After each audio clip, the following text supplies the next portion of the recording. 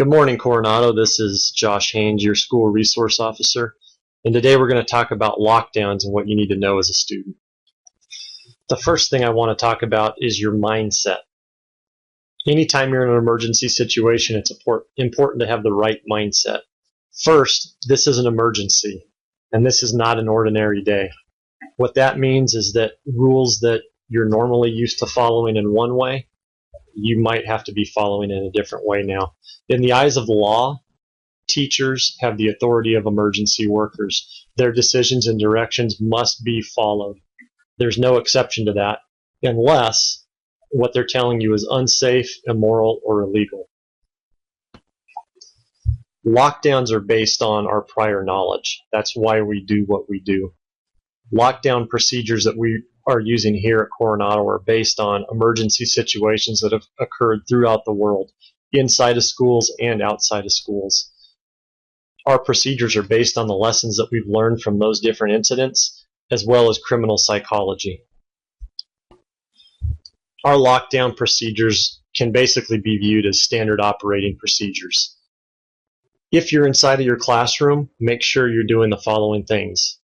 Help your teacher in securing the door, closing the blinds, and turning off the lights. It's very important that you stay calm, that you stay quiet, and that you listen to everything that your teacher is telling you to do. If you're outside of your classroom, the operating procedures are going to be similar. The first thing you need to do is move into the nearest place that you can secure. This could be another classroom, it could be the lunchroom, possibly a bathroom, or the media center. You just need to find a place where you can lock the door to make yourself safe. Once you're inside of that room, follow your standard lockdown procedures. Lock the door, close the blinds, turn off the light, stay quiet, and stay calm. Make sure you're listening to the instructions of any school staff near you. When we're in a lockdown situation, your teachers are not going to know whether it's a true lockdown or if it's only a drill. The only people on campus that will know that are myself and your principal and assistant principals. The reason we do that is because we want you to train for every drill as if it's a real situation. So anytime we're in lockdown, you need to treat it like it's a serious issue. Always follow the instructions of your teacher. Be quiet and stay seated. Remember, if this is a real situation, you might not be able to leave your classroom for several hours. This means even to go to the bathroom. Another point that I wanted to address with you, so hopefully we don't run into this situation, is making sure you turn your phones off. If you're talking or texting, you're emitting light and noise with your phone, and you're also clogging up communication lines that police and firefighters need to be able to use. Your teachers have been told that if you're using your phone, they're supposed to take your phone away from you.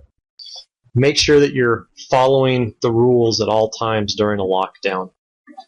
Failure to follow the rules could result in school consequences, and it can also result in criminal arrest or prosecution for felony endangerment, as well as for misdemeanor disorderly conduct. If you're using your phone and you're emitting light or emitting noise, you're potentially endangering everybody in your classroom. Not following the instructions of your teacher could also endanger your life and the life of everybody around you.